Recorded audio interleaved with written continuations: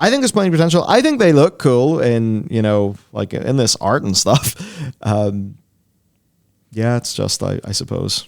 The in-game maybe.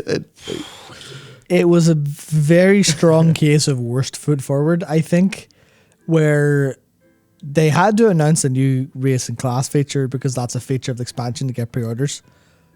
But also, they had to announce them before they could actually make you give a shit about them. Yeah. Which is in such a stark contrast to how everyone in the world felt about Death Knights and obviously Demon Hunters, where they made their own thing, but they made their own thing and said, hey, please buy this thing. We'll tell you why it's great later. But people obviously made all their assumptions about what are these fucking Tumblr twink lizards doing in my video game. And they still look that way, and they're doing better at actually making them kind of like, not necessarily relatable, but like have teeth. You have character to them, have like, oh, I see what you're doing. But there is just a little bit of this feels like, oh, these are the super special you guys, please buy them. And there's like a layer of cynicism that I can't dispel whenever I see like, oh, the Drax did have a special destiny. What about our characters? Bastards. It's like, well, you know, that's a bit unfair, but it's also, I can imagine people go, but I'm not playing a Drax the Revoker. Why have you spent all this effort making them like this whole range of characters and stuff? Which is where I hope the Dracula story is carried through by the leaders of the, like, I don't even know what to call them, the factions of Dracula. Yeah. But again, it's kind of funny because in a different overall climate, yeah, I do not think we would have had this reaction. No, I mean, it's so much of it is because of their aesthetic that being not what people expected. It's like if they didn't, I think the interpretation of the aesthetic, though, if they didn't, has changed. Yeah, if they didn't look like Twink Lizards, people wouldn't have had this problem. If they were just like Drakenid, people were like, sweet. But also, these are special Drakenid, people went, sweet. If people didn't think through it first through the lens of internet subculture. And that's what I think, again, is interesting. Yeah. I know it's probably not what people are that interested in, so I'm not going to belabor the point too much, but there is undoubtedly a different, more polarized cultural climate going on where, you know, things are read into, things are kind of like, yeah, they're just seen as maybe perhaps being a bit more than they are. I think I'm going to disagree with that purely just because 10 years later, a lot of people forgot the reaction to pandas. The culture wasn't as bad, and a lot of people were like, what are these? What is this Kung Fu Panda shit in my video game? This isn't what I wanted whatsoever. I'd say that Mists of Pandaria is, in a way, a harder sell than this. Yeah. Given the time, it's like, okay, we're going to go from Deathwing, all this kind of like metal shit, to pandas, to Kung Fu Panda in the cinema, right? Like, yeah. I mean, I shouldn't have said I disagree. I mean, I do completely agree, but also this would have happened to a degree regardless. Oh yeah, to a degree, yeah. There's Netstalker saying the Mop trailer had like 40% downvotes early after release. Yeah. I remember that. Yeah, funny how hindsight makes idiots of us all, like, doesn't it? Well, they made a good game. Yeah. I guess I am just quite interested in in how a lot of things have changed over time, because, you know, we are the frogs in the pot of culture. We are. That's the thing. I hope to write many books on it. And we don't realize that so many of our own reactions and our own thoughts are not our own, right? And that can be weird to think about. It can be very disarming to think about it in those terms. And I mean, you take loads of people who, you know, kind of fell into, like, you know, I don't know, like a left or a right, and that could just as easily be Raphael's Bodyguards, yeah. It could just as easily be, did the YouTube algorithm show you a Dave Rubin video or a BreadTube video that had a good, you know, that had a thumbnail and seemed like, I just wonder. Fucking pick your character, like. That is a big pick your characters thing. I guess, I don't know. I feel like there's a lot of, and maybe this is where some of the doomerism has kind of had this rise up, you know, where it's like, yes, I care about current thing. and or even the NPC stuff. And it's really funny because I see people being like, oh, but libtard NPCs. And of course, they're the people who are also acting like complete NPCs. Or, the people who call people snowflakes and then be complete snowflakes themselves. It's just like always one of the funniest things. But again, like, how did we get to this state? Oh, we got to the state because we're all just frogs in a very, very, very bizarre pot. And it's just weird how that changes like all the little subcultures and stuff. Like even look at the Warcraft subculture, I mean, we would do, I think, fairly balanced coverage most of the time. Like obviously we'll say what we think. And as of late, I remember sitting in Cafe O writing the tweet, what is this utter fisting of a narrative about Sylvanas burning down the tree? And you know what? I feel like at that point, the timeline just shifted another direction and it was just going to be a kind of like a brutal time. But, we would do videos and when you're doing a video, you try to market a video so that it will do well, right? Like the title's got to be engaging, the thumbnail's got to be engaging. And you don't really have to do that when you're a one-man band, right? Because if you're a one-man band and you're doing videos that regularly get over 100,000 views and you're doing like maybe 2 or 3 of those a week, then actually sometimes that can be too much work for a one-man band. But I mean, okay, that wouldn't really work as a one-man band in the current sort of day. Anyway, my point is, if you're a one-man band and there's like that level of success is going on, you literally don't need to worry about money shit, right? Yeah. But then it's interesting when, things kind of like grow a bit. I remember Linus Tech Tips really struggling to find out how they were going to do all of this too with their titles and thumbnails. Which, I think in the world of tech, because it's like such a broad audience, maybe it's easier to, you may be clicking a video and it's like, oh wait, this is an obscure networking topic that was marketed to be slightly more broad interest than I thought, and I'm not actually interested in it. I think that's easier to do in the computer space than it is for us. But again, like you look at the YouTube algorithm and like so much of the way the culture and discourse is informed by that algorithm, I think it's kind of fascinating. So, we do a video. It's a video on a topic that we're, kind of frustrated about. We obviously, in the title and the thumbnail, reflect our frustration. That does really well, resonates with people.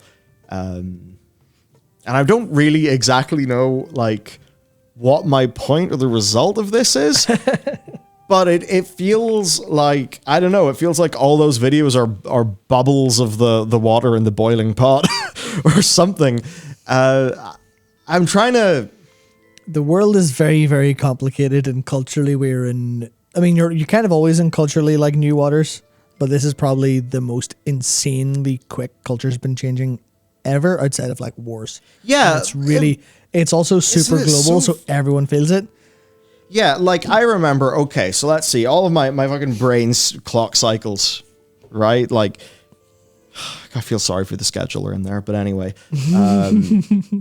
you have this thing, and it kind of depends when people like come of age, but you've got the fucking Democrat primary where everyone's like, oh, Bernie, Gamergate Bernie, and that's what all of our like, the fucking internet discourse was. God, I miss at that time, and then it turns into the great meme war of 2016. And then it's, through time, like everything's just got, I guess, through the center of America, which at the end of the day is where so much of this mass market culture comes from, like World of Warcraft, like Marvel movies.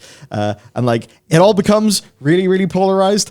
And then we have, and I guess they have an election that's a very dramatic election. And then there's a big pandemic. And there's even bullshit in the pandemic where, a lot of people were thinking, this looks sus. I don't think that was a pangolin in a wet market. And, was it 2 weeks ago? The fucking Senate report comes out being like, yeah, it's probably a lab. And really, I wonder. Yeah, and it's like, yeah, and so we got all that crazy shit going on, and fucking Elon's bought Twitter, and now that's the new thing that everything's screaming about.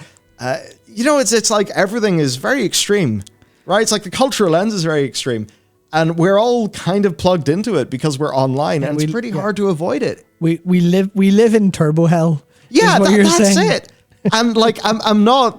This is to be very clear, not a left or a right thing. This is just a humans being barraged with shit, and this like expectation that you should really have an opinion about the shit, because almost all of the people that you watch or maybe look up to or something are known because they have opinions, right? It's like, they don't really, do they catch on because they're, just a nice guy, or they're, a bit entertaining, or is it, the bam, right? The takes, the opinions. And, you look at Twitch, and it's all fucking, oh, Hassan Abi's got an opinion. Oh, Destiny's got an opinion.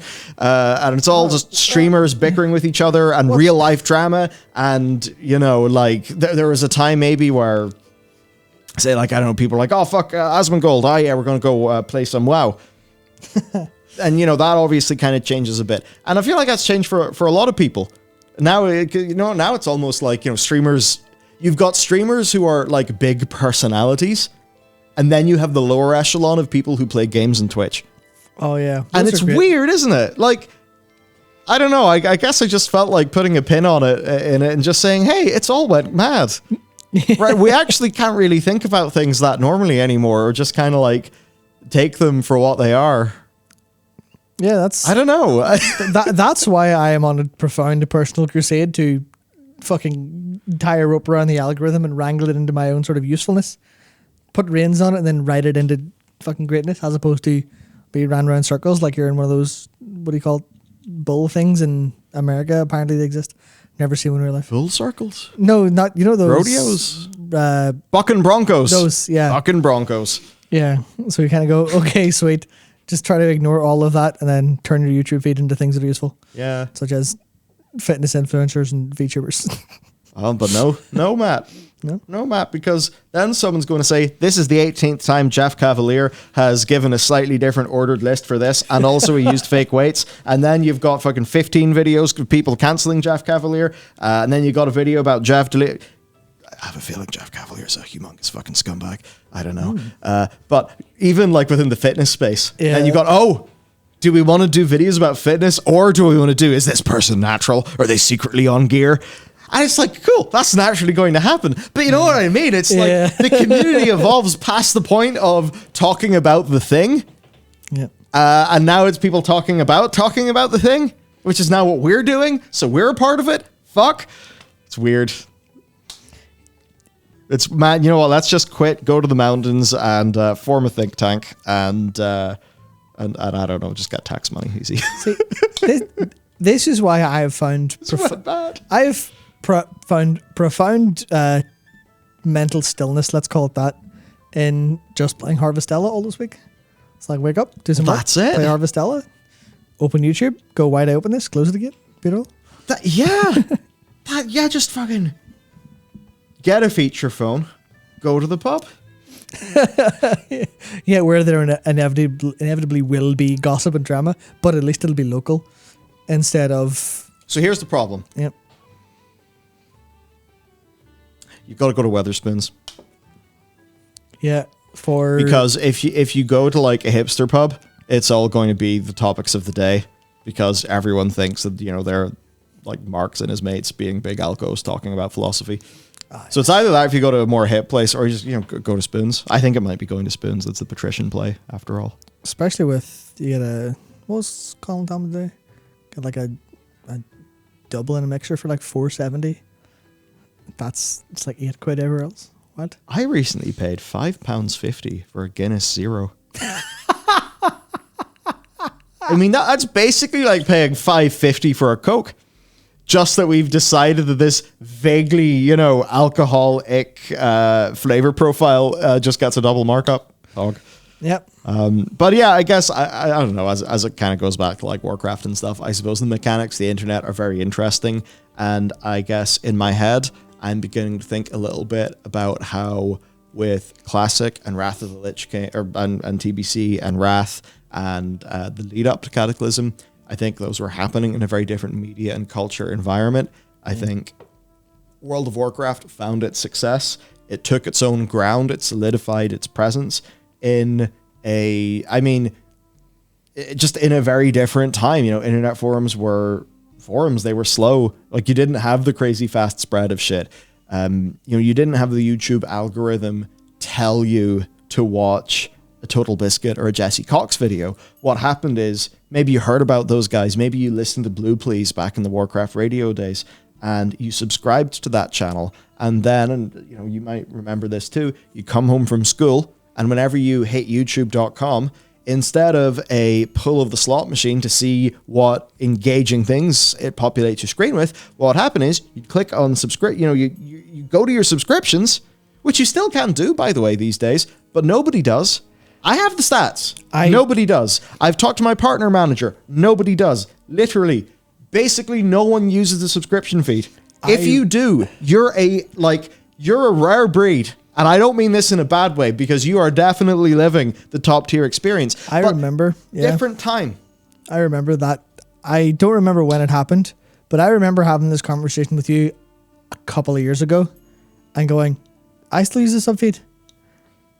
And then at some point in the few months after that, I stopped because YouTube got better. Yeah. And now I'm just like, what cavalcade of bullshit will be shoved into my face now? And sometimes it's dire, but then you so here's what I love. In chat, almost everyone here is saying that they use the sub feed, and they're like, wow, I'm a rare breed, that's cool. And if you just looked at this chat, you might look and think, yeah, most people must be using the subscription feed. And then the thing is, me and Matt literally have the numbers that prove that that is false.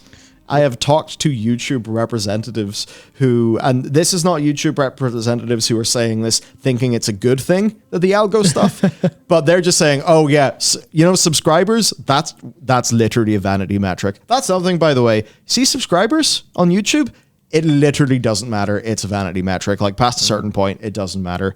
And that's what's really interesting. What's the sub feed? The subscription page?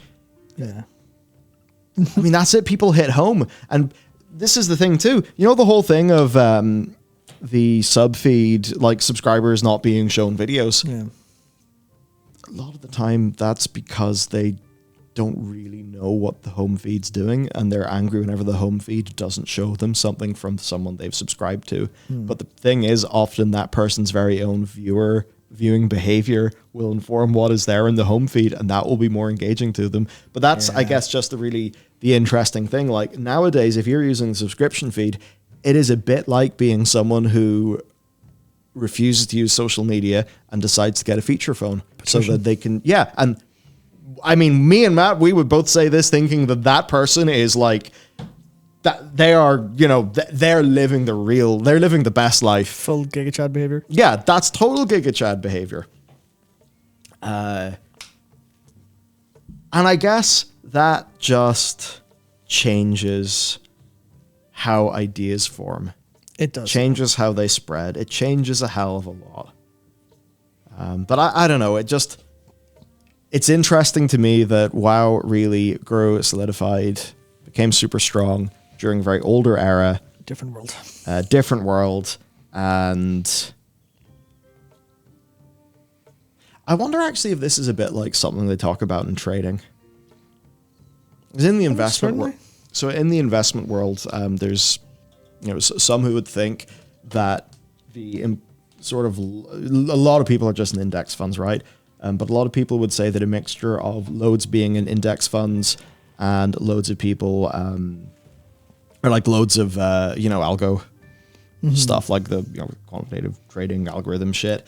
And that kind of like, it almost has like this very large exacerbating effect on what is almost there, right? It's like it almost amplifies it. Yeah, because value doesn't actually matter because trading's been done on perceived value, and that's like so many layers on top of actual value, right?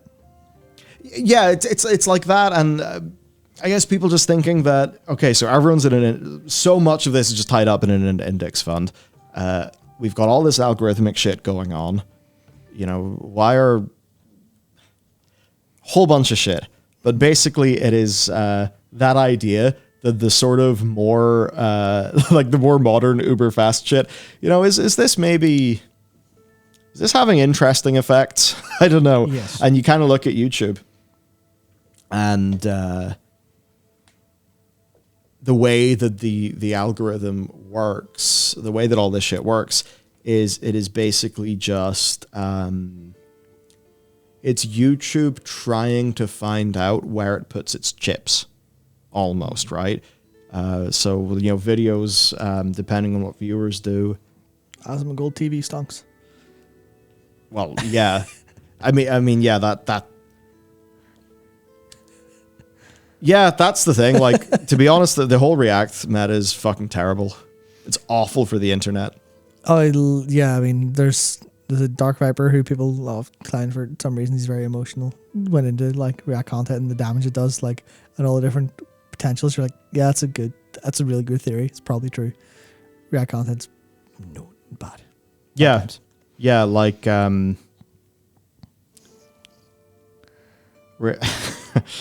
yeah, it's really damaging. People have YouTube oligarchies. Yeah, people have no idea how damaging it is, and a lot of creators are I don't know, I feel like they're wanting to suck up to the streamers or something, perhaps. But it certainly is the case that the React version of a piece of content will do better than that piece of content itself, and that will actually kill the original piece of content in the YouTube algorithm because people choose the React instead because there's a name that is there. React content, I guess it's like you guys probably enjoy the React content, but it's worth understanding that even when the original video is linked and all of that stuff, it does immeasurable damage. Now, what it does do is exposure.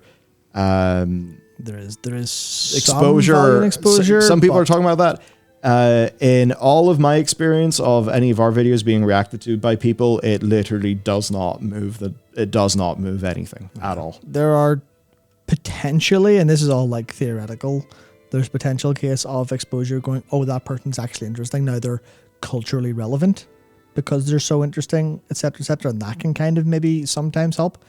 But in terms of the gross or the vast amount of statistics, it's like, no, it is just online content feudalism, where you have the Lord run around saying what the peasants have made. Yeah, that's totally true. Going, nice crops I've grown in your field. Fantastic, I'll take those. You can have enough to eat if you're lucky. And that's more or less what it is, just in content form. That's like, there's some creators who are like being reactive, are like, oh, I guess I'm just lucky enough to still be alive. You're like, that's what a feudal era peasant would have said? What? Jesus Christ. Wild stuff. Yeah, it is. So it's interesting. It's only good for a small grader hidden in a sea. Yeah. That basically, that bit's basically true. Mm-hmm. But yeah, no, it's kind of fascinating. But again, I kind of just bring this up because it's meant that now even content that is more designed to be viewed for its own intrinsic like benefit or whatever, what can happen is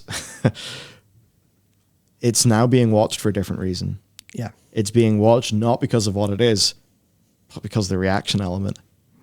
And I wonder if, as time goes on, this is just turning it all into Gogglebox or, Big Brother or like whatever kind of, trashy, low quality thing we may be thinking of. Because like one of the recent things we covered, the Twitch, like Twitch's like stuff as a business. And there was just so much drama. You go anywhere near live stream fails, and it's like, fuck. Wow. To be fair, that's LSF. Like that is LSF. But I kind of began to realize this actually drives a lot of that platform. Yeah. I mean, I think about how many times I've heard of the name Pokimane. Oh, yeah. And it's always been through drama. Oh, Pokimane's done this, Pokimane's done that. This person's called Pokimane out. Did this person cheat on a game show on Twitch? And you just kind of realize, fuck, this is all a drama farm. That's because I think that's what humans on average are more attracted to than anything else. Oh yeah, it is. Yeah, and that's where it goes profoundly wrong. It's probably why Piers Morgan still exists somehow. His new show's been completely failing, which has been hilarious. But that's the whole thing about algorithmic content that's designed to be immediately engaging, right?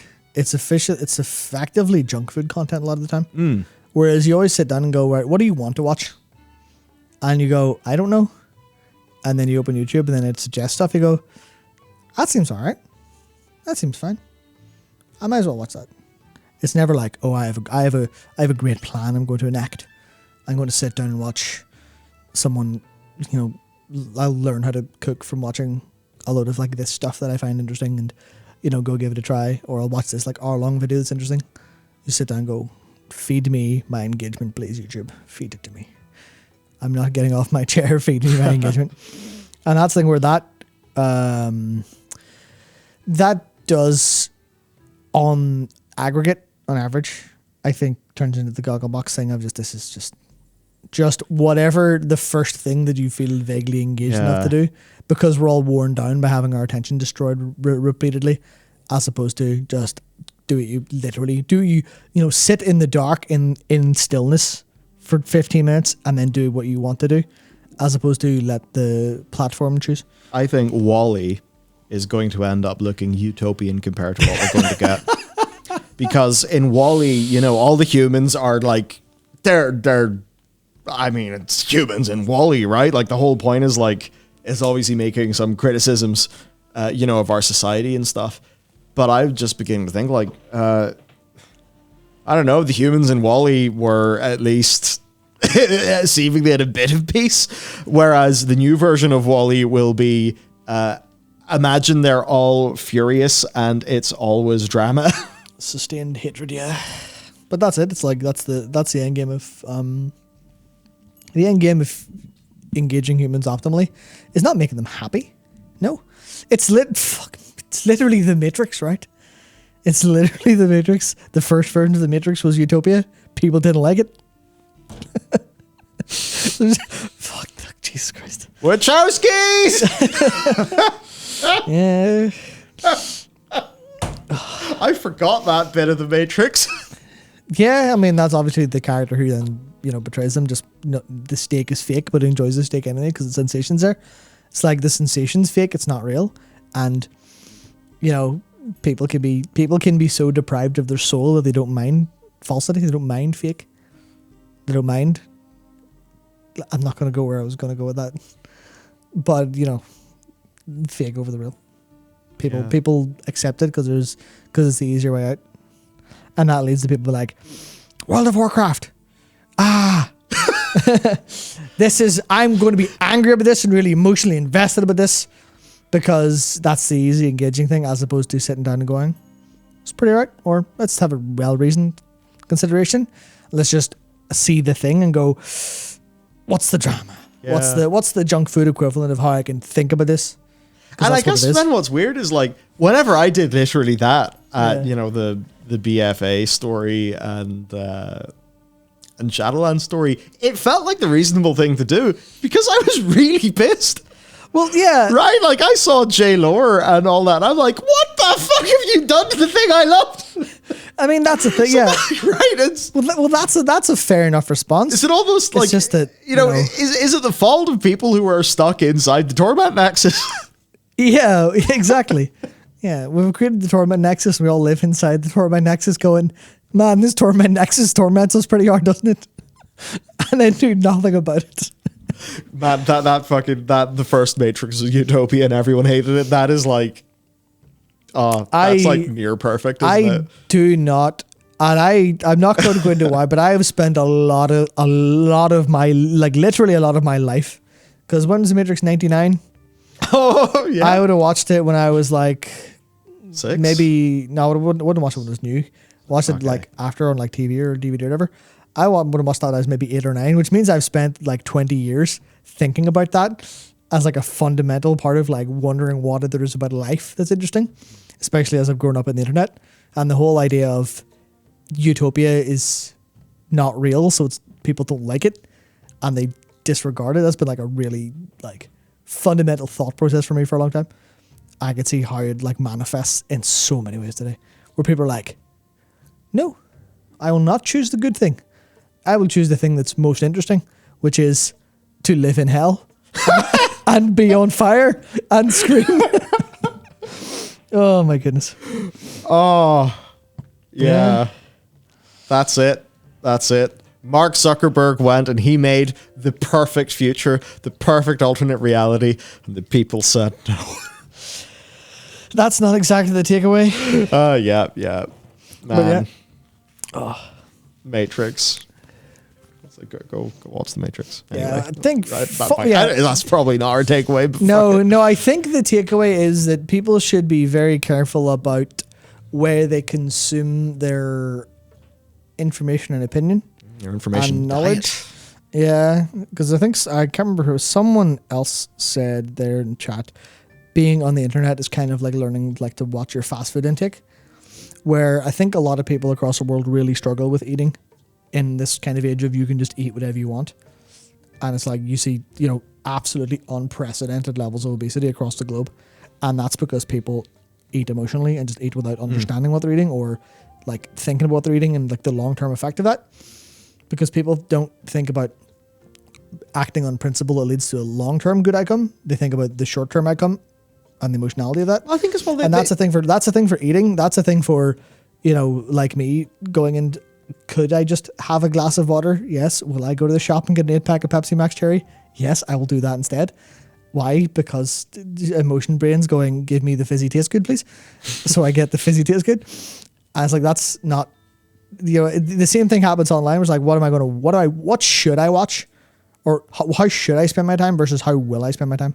What's the short term? And the short term is algorithmically controlling, which is a load of drama shit where people go insane over whatever.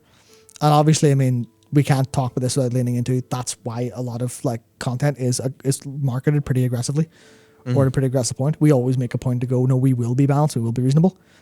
But in terms of the marketing game, it is how do you get people's attention? Well, it's about the dramatic side of things. Yeah. It's about the strong side of things. It's about the figuring out what emotions people are feeling and appealing to those. Or sometimes fighting against them if you want to be awfully dramatic. That's a very bad long-term strategy though. Yeah. It's about sitting with the emotion people are feeling. So it's like there's a lot of thinking about World of Warcraft in a lens of how the game actually is in reality based on your experience of playing it and how people talk about it. And that's why I always try to like invoke anecdotes and stuff as opposed to give overall rational things. That's why I like to go, oh, here's how I literally feel, devoid of any emotion, or like, here's an experience I had that was interesting. Yeah. So I think that's a little bit more real than people kind of engaging with the conceptual thoughts of how it is. Where like, you go to certain places online and it's literally, is Dragonflight bussing or is it shit? And there's no room for nuance in there because one, they're both emotional answers. But the nuance is somewhere in the middle, and it's hard to actually get to that nuance fairly strongly because it's the hard thing to do and the one that requires more effort and more attention when you could have like 5 bits of big emotion per hour, or you could do one reasonable one. And instead of you kind of like making a decision in the past and kind of committing to it, which would be subscribing to a thing and then watching it with intention, what YouTube and what all the platforms do is I think they leverage the diminishing of executive function within the population. And that has profound effects if you are somebody who is making content and as well for people consuming content, which, it is a challenge. I think people...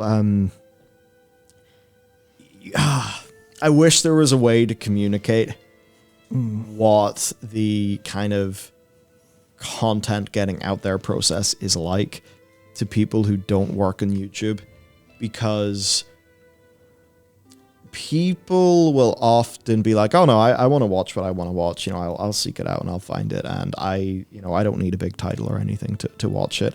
But the numbers bear out, and they bear out horrifically so. Like truly horrifically so. It is insane.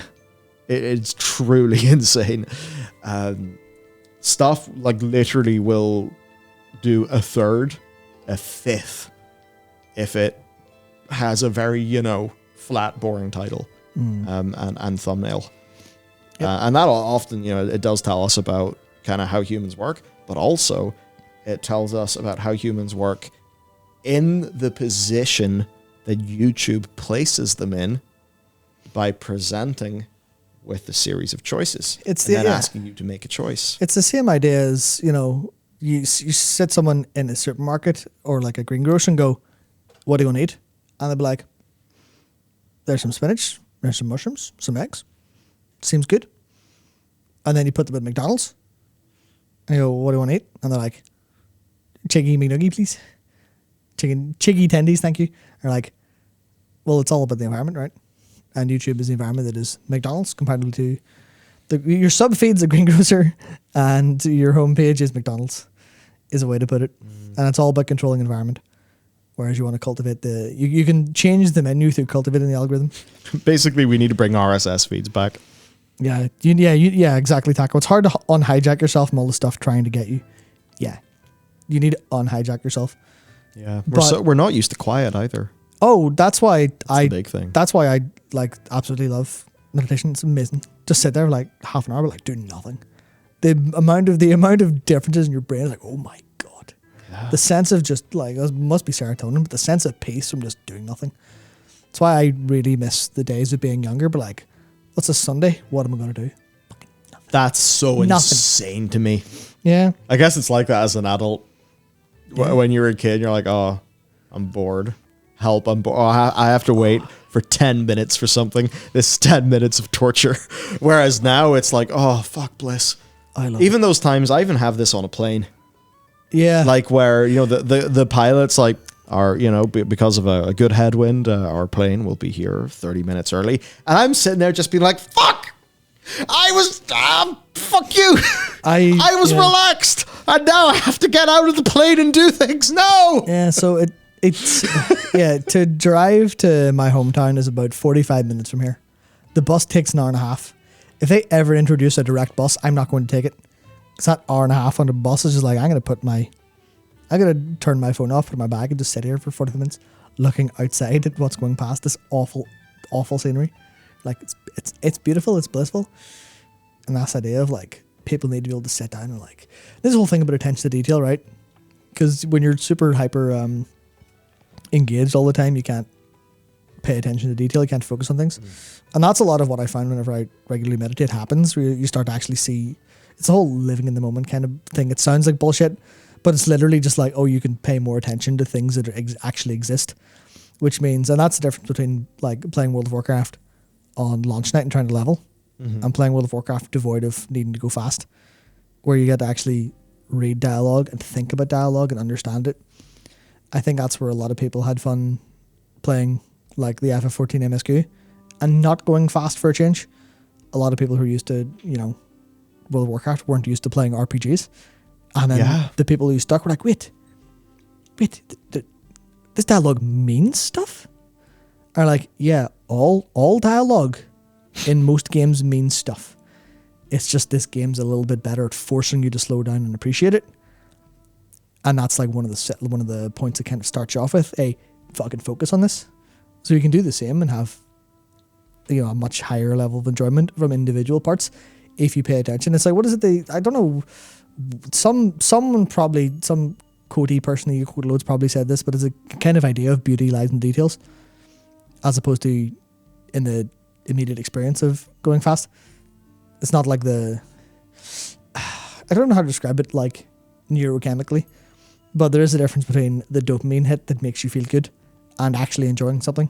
Oh yeah. The difference between, looking at a painting going, that's beautiful. That's different to the 99th Pringle. Exactly, yeah. Exactly. And that's the thing that's kind of crazy. I mean, the devil lies in the details, Caligula, but that's why the devil lies in the detail.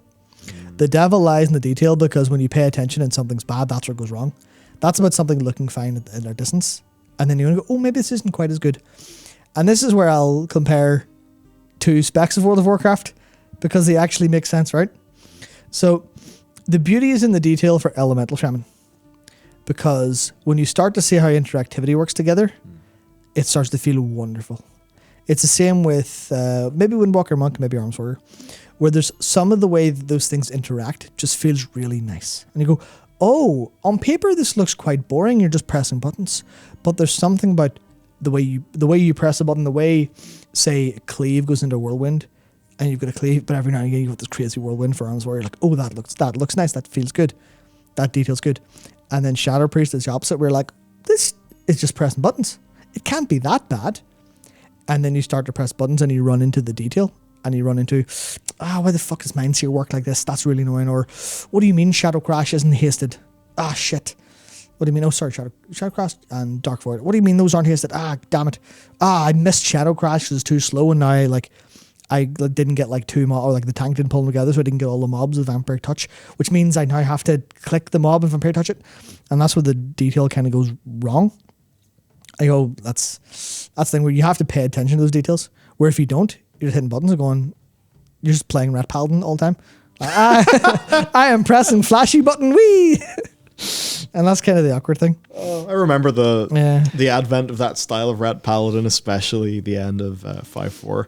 Yeah. But like, it was fucking crazy. It was just like 4 or 5 procs. Well, yeah. Your dude was just always, and there was the shitty old animations as well. So just be shitty animations, but then like light everywhere. Yeah, like I really... You didn't have a single thought, and it felt really fun. Yeah, I really enjoyed Rat Paladin in 5.4. Getting that hasted wings cooldown. So you're just like, I remember my rotation being like wings, hammer of wrath, filler, hammer. Like, yes. Yeah, doing that, killing gulp frogs. Yeah, that was beautiful. You're about to die of the poison, so you pop shield and yeah. So there's a lot of that kind of the beauties in the detail, and slowing down and not being engaged all the time and being bored does actually make you able to enjoy that detail a lot more. And that's what I think. That's why I like if I could like have one World of Warcraft related wish come true that didn't involve Blizzard Entertainment, which is very specific, it would be I'd love everyone to play Dragonflight with that in mind, to go, okay, well, let's read quest text, let's treat this like someone would treat the FF14 MSQ and go, well, let's keep this dialogue in mind. Let's think about what these characters are feeling. Let's think about why this, like, how did, I think she's Lightforged. There's a Lightforged Draenei you see fishing when you go into the Azure Span, I believe.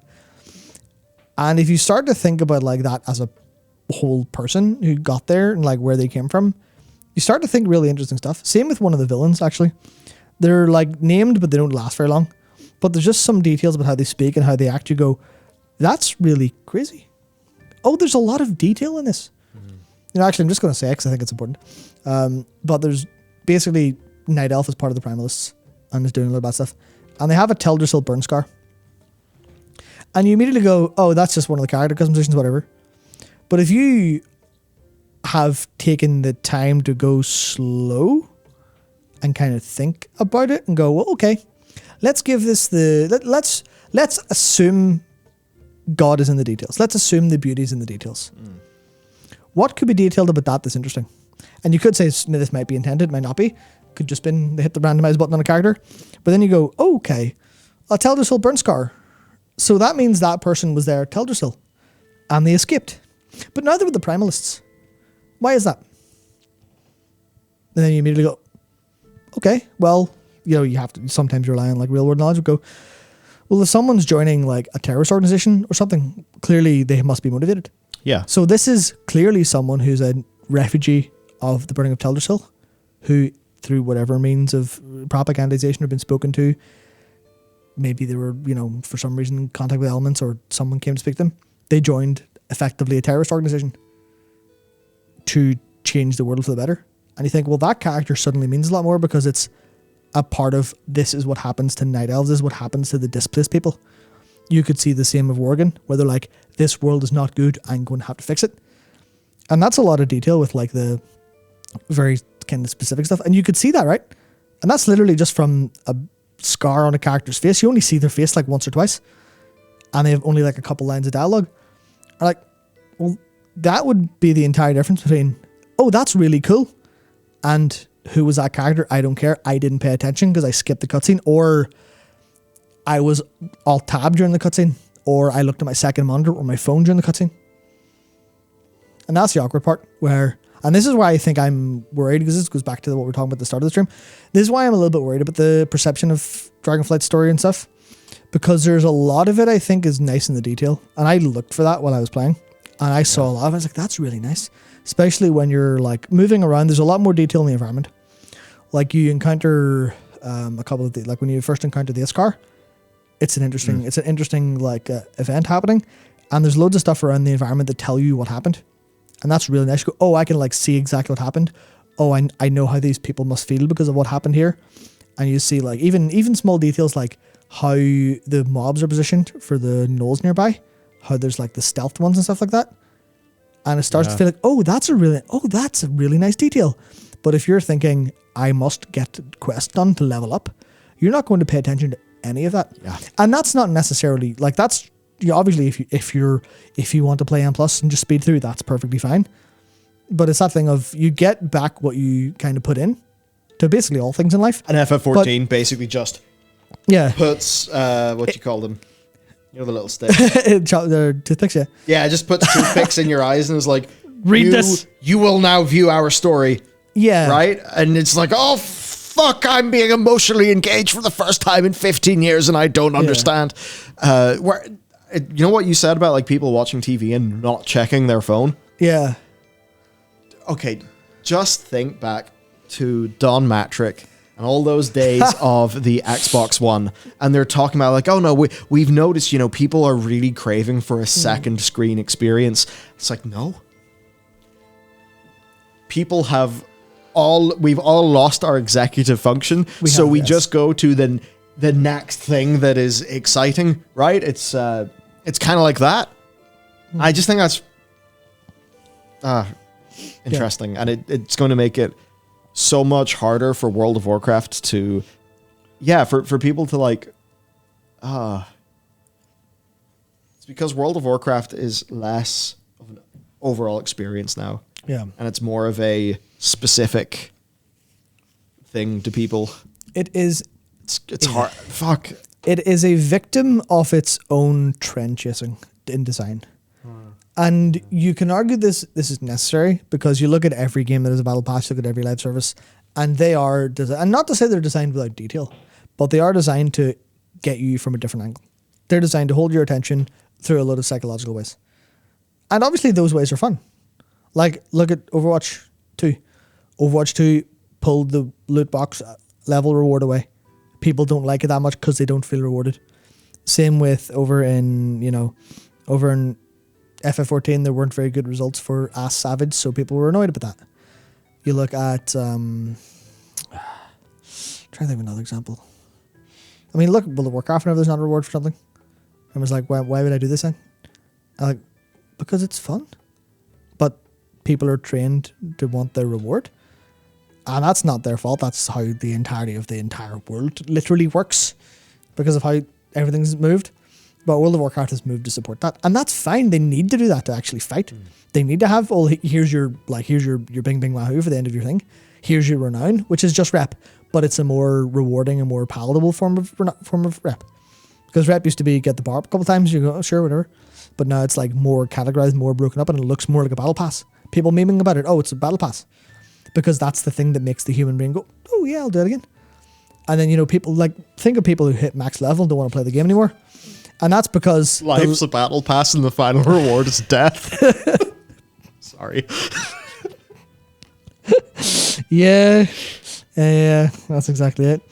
But that's the idea of like World of Warcraft was kind of fell to the thing just because Vigil said, it's not it's the thing of its design. And that's true, but it's also like if the details there, you can pay attention to it. It's about choosing which part you actually care about more. And that's what I think is kind of interesting. Because I definitely want to play the game and, I definitely want to do good damage and get good gear and do high enough M+ this time around, especially DPS. But I'm still in that awkward thing. But I do want to pay attention to the story. And I don't think those are mutually exclusive. I think it just requires more time. And this is something I've very much noticed playing Harvestella recently, where there is a lot of time in a day. There's also very little time in the day. Because you played Harvestella all day. Yeah, I know there's simultaneously a lot and none. It depends about what you do with it. Because obviously, if you focus on playing World of Warcraft, you could say, well, it'd be so fast to just get them in plus.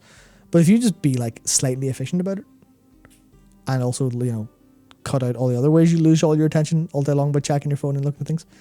If you're sitting focused on one thing, that's where the sense of time gets weird. The flow state completely destroys your sense of time. People report, like 5 minutes passed, but I was like doing this for like 45 minutes. But then they don't go, well, that didn't feel like any time. They feel like satisfied for it. And that's why if you're doing that, lots of time can pass, or, you can do it pretty quickly and it'll actually be enjoyable. It doesn't take that much more. It doesn't on paper, but it's entirely worth it. And also, it's really hard to describe, but it's 100% worth it because you'll enjoy everything a lot more, and that'll feel like time is. It'll also be novel. I mean, obviously the design doesn't support it, but fucking do it anyway. That's the whole thing, right? The YouTube algorithm is designed to give you whatever you want, but you can also spend like 2 days forcing it into whatever shape you want. Yeah. And I've started that now. I notice, I see what's on my feed.